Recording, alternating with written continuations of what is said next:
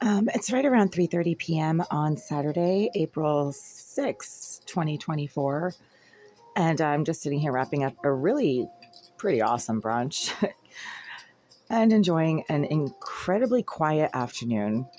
Things around here are so dead quiet that it's like something is wrong because the mentally disturbed and emotionally labile residents of this building complex don't tend to be quiet very often or for very long.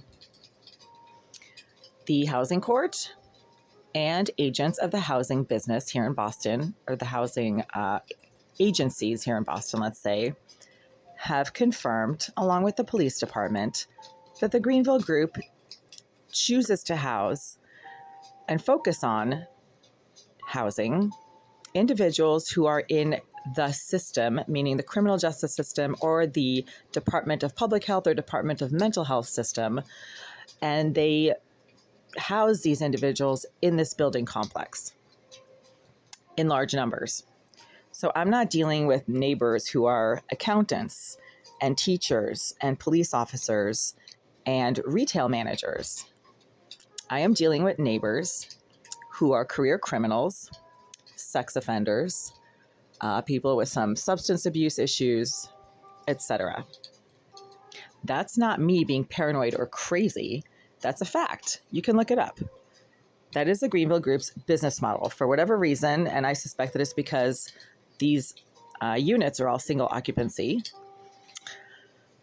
It's called SRO. And so when the prison system has a special needs prisoner who might, get beaten up or killed if they get put into a regular prison, they place them in an SRO somewhere in the city or in the area.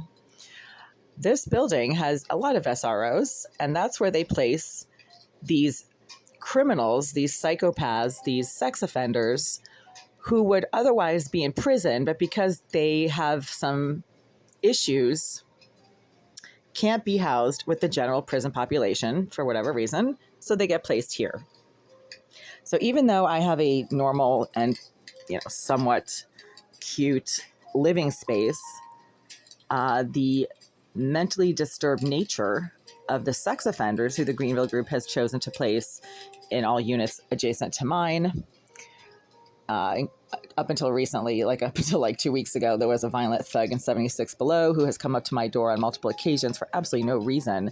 Sometimes just because he said that I was running the water, and started slamming things violently against my door, throwing things at my head. He physically shoved me into my door. He yanked the phone out of my hand after throwing something at my head and ran off with it.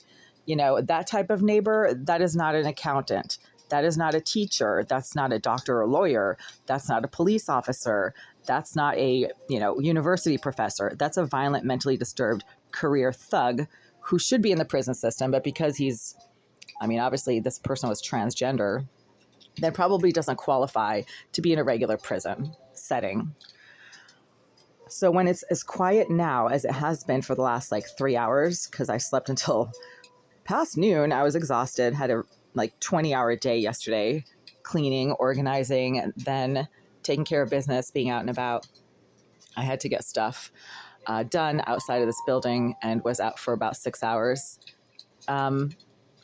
It's amazing how quiet it is right now. And I woke up at 1 and it's still quiet, even though it's 3:30 now. You'd have to wonder, is something wrong? Is something the matter? This is the kind of environment that is so chaotic, constantly disrupted, and psychotic, basically, because of the psychopaths that are all around me, at least, screaming nut jobs on the street from the 191 building, which houses basically a large population of criminal male offenders, such as Mr. Charles Thomas, who had to be arrested and be taken to court in 2022 because he threatened to physically make me go away, which is basically threatening to kill someone.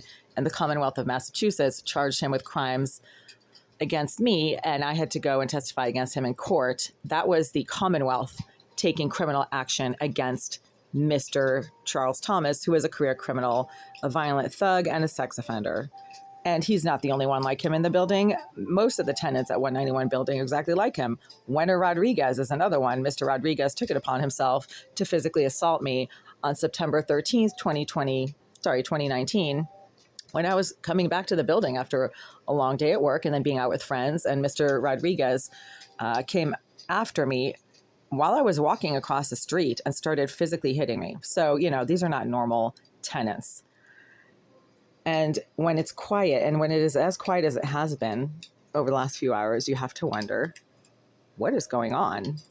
That is so unusual, even though it is normal in most other neighborhoods, right? Where normal people live, people who are functional and focused on goal-oriented lifestyles and not physically assaulting their neighbors or stalking people or screaming and shouting out on the street for hours, neighborhoods where people are normal and functional.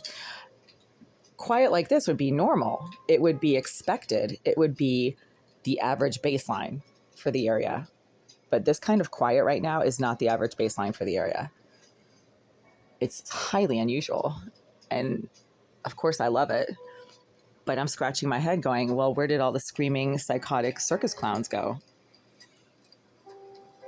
But at least I can hear my own music from my phone, played softly in a cup for maximum sound distribution, because a psycho thug, the masturbating nut job in 88 behind that wall, has been super silent for the last couple of hours, and I don't think he's around, right? I mean, he's normally blasting noise or music or video games. It's so loud you can hear it throughout the floor and it sounds like thunder. So part of the reason that it's so quiet is that he's physically not in his unit, which is really nice.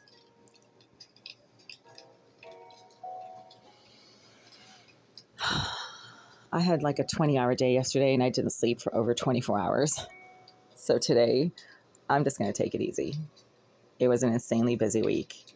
And at 51, I have to take care of my health and not run myself into the ground, which I did yesterday and the day before that, by not sleeping, by waking up in the middle of the night and starting to get stuff done, and then not sleeping again until almost 24 hours later. So this utter and complete silence, it's almost like everyone has been beamed up to the mothership or something, and they're just gone. See, if it could be this quiet all the time, every day, then everything would be fine. Except there's no heat. That's the only problem. I had to turn the burners on turn the burners on the stove for warmth earlier today because it was freezing in here. There's no heat. And it's in the 30s outside, so it is cold in here. But other than that, oh, and the water from my tap still intermittently stinks. There are no fumes or smoke coming from the bathroom behind this wall. I've actually been out into the hallway, and the door to the hallway is actually open. I don't know if you can see that. No smoke or fumes from that bathroom right there, which means that it's not something that the Greenville group can't control. If they